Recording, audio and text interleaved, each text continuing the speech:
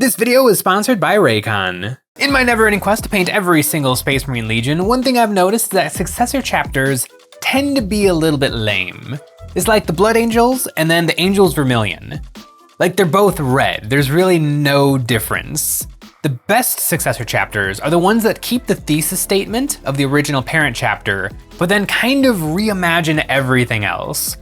One of these successor chapters that I really enjoy are the Mantis Warriors. They're actually a successor chapter to a chapter called the Marauders, who are a successor chapter to the White Scars. So they're twice removed, but they do keep that initial idea, the need for speed, but instead of being a little bit more hit and run, they're a little bit more of an ambush predator. Also, they're bugs. Where the White Scars have a savage heart, this ferocity is kind of toned down with the Mantis Warriors. Their mysticism and aloofness makes them a little bit more clever in their battle plans. Instead of bikes, they prefer land speeders. Digging into my collection of Space Marines, I have a few Terminators left over. One of these big boys would be just the thing for representing this insectoid chapter. Every Space Marine chapter has a stockpile of Terminator suits, usually not the full 100 suits that every chapter is suggested to have, but at least enough for a few squads. They're the most powerful piece of armor in the Imperium of Man that can get one-shotted by a Gene Stealer. I sanded off the wings of the chest Imperialis. The Mantis Warriors are big into their theme, so I want to remove the Imperial symbols for the most part. Then for the weapons, a classic Power Fist. But the Mantis Warriors are a very poorly supplied chapter, so maybe this fist is not in like-new condition. I ground off the fingers and cut the chain fist off at the blade. All Space Marine equipment breaks over time, and unless you're an Ultramarine who can send your stuff to Mars to get repaired, most Space Marine chapters are left to their own devices. And for the Mantis Warriors, that means getting creative.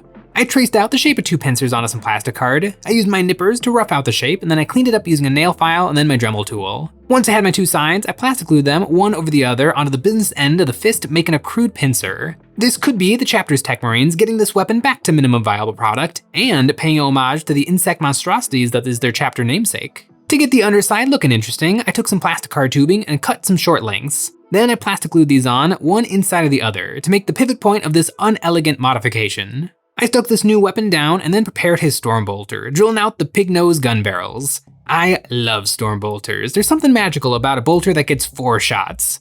A 5-man Terminator squad gets 20 shots every shooting phase. Now for his noggin, and here I had a fun idea. To keep pushing the mantisiness of the chapter, give him some radio antennas that just so happen to look like bug antenna.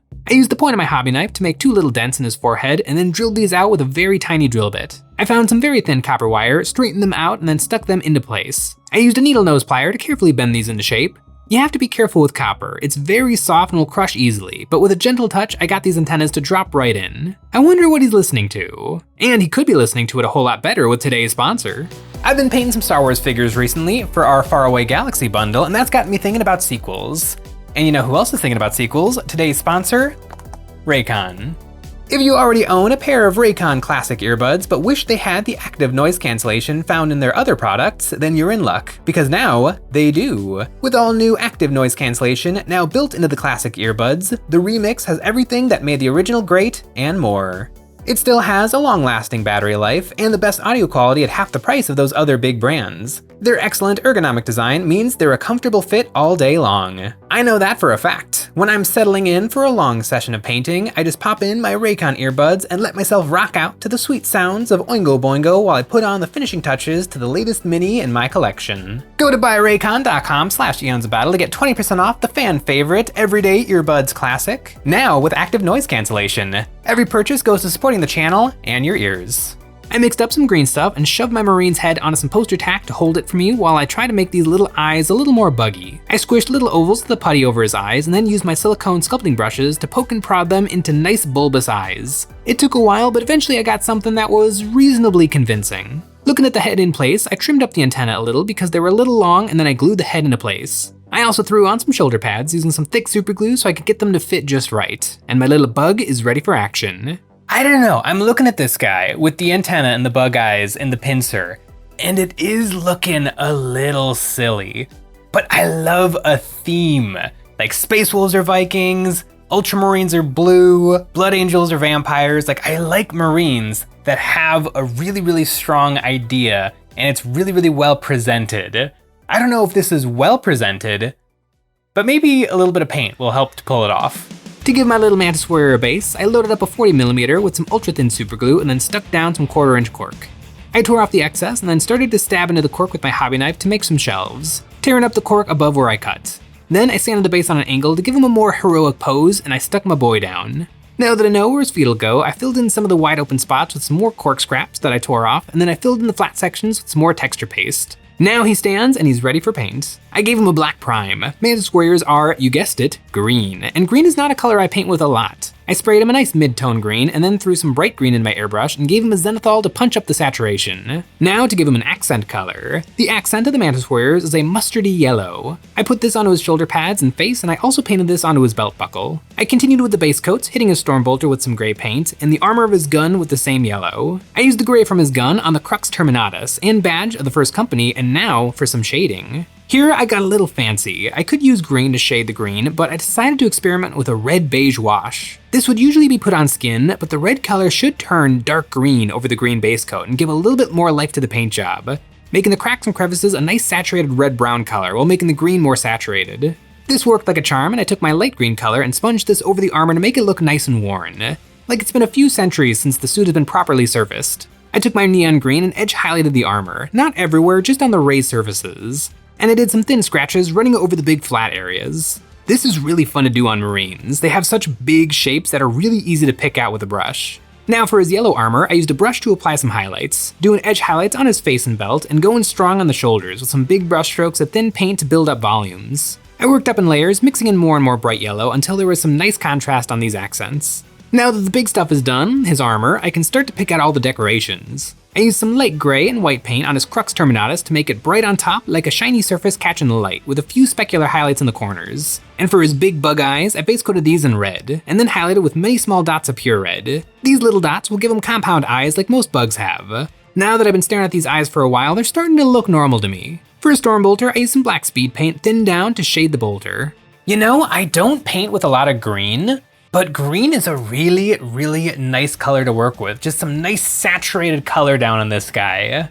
I kind of dig the Mantis Warriors. They're most famous for the Bad Ab War. They fought on the wrong side. They fought with Huron Blackheart against the Imperium, but they didn't mean it. They got tricked. And when the Inquisition investigated them, they found that they didn't do it on purpose, so they sent them on a 100-year penitent crusade where they had to fight endlessly without recruiting. This kind of leaves their fate up to chance. They'll either get ground down into nothing, in which case they deserved it, or they'll succeed, in which case they're honorable and noble and good for the Imperium.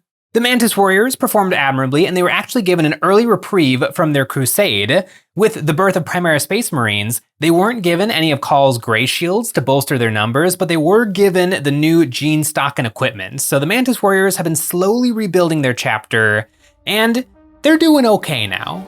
The Mantis Warriors have a pretty funky symbol. It's a praying mantis head cut in half. A little tricky, but being symmetrical, it's not horrible to freehand. I started off with black, painting on a big funky T-shape that I widened out into a triangle. I capped it off at the bottom with two little pincers and then painted in the big round bug eyes in the middle of each side. I painted on a black eyelid, carefully tracing the edge of the red using some thinned down paint, and then it was time for the pincers. I painted little L's coming off of his face symmetrically on each side before fine-tuning these with the little hooks and teeth. I worked slowly with thin paint, letting my first strokes dry fully before coming back in and darkening my shapes. Then to finish it off, I went back to my yellow and cut the symbol in half, doing a few little lines to get full coverage and painting on the two little nostrils for the mantis with yellow. I don't know if mantises have noses, but it's in the Games Workshop art, so I included it. Once I had the symbol finished, I took some yellow onto a piece of sponge and stamped this over the symbol to make it look worn like the rest of the armor. Now to finish up some of the other bits on this fella, like his claw. I base coated it in gray and then used some black paint in the recesses to shade it. Then with the stippling motion, I added a crunchy edge highlight that I reinforced with a brighter gray, doing some small scratches leading away from the middle of each claw, like the metal is all scratched up from pinching stuff.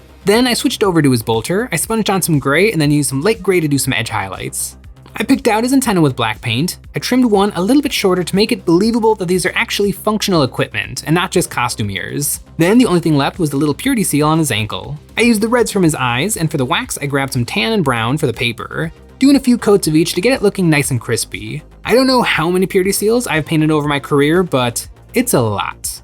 And you know what else I have a lot of? Hobby products available at EonsOfBattle.com. EonsOfBattle.com is the place to find our merch like the EOB dice, wet pallets, water slide decals, and basing toppers and bits. It's also the best way to support us with memberships. Each month, members get a credit that they can use on our new monthly terrain packs or any previous pack we have ever made. This month we have the Faraway Galaxy Bundle, a battlefield's worth of sci-fi buildings with a clever removable door and roof system for easy access. These buildings print easy and are perfect for cutting a battlefield into a dangerous urban maze. There's also plenty of cargo containers and barricades, including the XT6 cargo sled, for moving all these accessories around the war zone. This set is perfect for quickly setting up a thematic battlefield on any system, planet, or moon. This set will be on EonsOfBattle.com for the month of July, and then it'll be gone. My little Mantis Warrior is coming along nicely, and if I was putting together a thematic Mantis Warriors Space Marine army, I would want to use Vanguard Spearhead Detachment. This is technically the Raven Guard detachment, but really it's the Sneaky Boy Space Marine detachment. And I feel like it fits these guys much better than the actual White Scars detachment, which is always about running in and stabbing things to death with a chainsword. These guys are a little bit more sneaky and careful. Now, in the lore, the Mantis Warriors have a unique squad of Space Marines that is only for them, and that is the Tranquility Sniper Squad. These are Space Marines that are well trained in the art of the sniper rifle. They hold left shift to hold breath before they take their shots. This unit can be very well represented in the Space Marine army with Eliminators, and they work specifically well in Vanguard Spearhead Detachment because you can kind of uppy-downy them. For 1 CP, you can use Guerrilla Tactics to take up to 2 Phobos units off the board, which the Eliminators are, and then in your movement phase, you can put them back on the board to make sure that they have the perfect angle to be sniping from. If the Mantis Warriors want to be sniping, I think 3 squads of Eliminators would do a really good job of letting you get those sniper shots off. Maybe a Phobos captain attached to one of those sniper squads so that the CP cost is 0 and you can still be uppy-downing them all game. I really want to, I have 2 squads of Eliminators. I do kind of want to put together a 3rd squad and play around and see if it works on the tabletop. I mean, it would work. It's just, would it do anything? I don't know. I'd have to do a little bit more math hammer to see if it's really worth it. But while I ponder that, this guy needs his base finished, and I want to go back to a product that I haven't used in a hot minute. To get the base a nice dark earth, I drip some brown speed paint into the cork and spread it around. This will be the base of a jungle floor, and to make that floor look nice and mossy, I reach for the Dirty Down Moss. I spread this on pretty heavy over the ground, spreading it around a little and gave it time to dry, and it did nothing. My base coat might have been a little bit too dark to let this product really do its thing, but I can fix it. I took some green paint and dry brushed this over the cork, catching on all the edges. I did another layer of a lighter green, and this is what I was kind of hoping the Dirty Down would do, but it did me dirty this time. Now on to some plants. I grabbed some laser plants from Gamer's Grass and pulled off a couple of these leaf bunches. The best way I found to crimp these is to use the bit of foam the plants come with. I used my fingernail to crush them into the foam to round the leaves. Then I put a drop of thick super glue in the middle and squished it down onto the base, giving this bouquet of leaves a second layer to add to the realism. These plants take a little bit of prep time, but I really like how they look. I added a second plant behind him, fluffing up the leaves a little with my tweezers, and then I grabbed some of these swampy tufts and stuck them down around his feet. It would make sense for a bug marine to be trekking through a lush jungle. I hit the rim of the base with some black, and my little mantis is ready for battle. Looking at this guy all painted up, let me know in the comments below, what do you think about this guy? Because he is a bit silly. In the modern big Terminator armor with the bug eyes, it's a little much. But I kinda dig it. I see the potential. It doesn't look amazing on a modern model, but it might look really, really good on some retro Space Marines. And maybe I have an army's worth of old retro Space Marines. Green, bright saturated, like super green is really fun to paint on Space Marines. I could maybe paint up some more Mantis Warriors. There might be more Mantis Warriors in my future. I feel like you don't see a lot of green on Space Marines. And to be fair, you kind of do. Like there's Dark Angels, there's Salamanders, there's Raptors, but they're not green. They're not Crayola crayon primary color green. Dark Angels are kind of a dark green and they're kind of a blue green. Salamanders are a very dark green. Even the Raptors are like a military green. You don't see bright, kinda silly green. And the green and the yellow works really well together. Ooh, this guy's got me thinking. The Mantis Warriors, veterans of the Badab War. These guys have entire sentences of lore about them, paragraphs even. They're not one of the big name Space Marine chapters, but I think they're pretty darn cool. Leave a comment below about any other Space Marine chapters that I should take a look at. And as always, thanks for watching.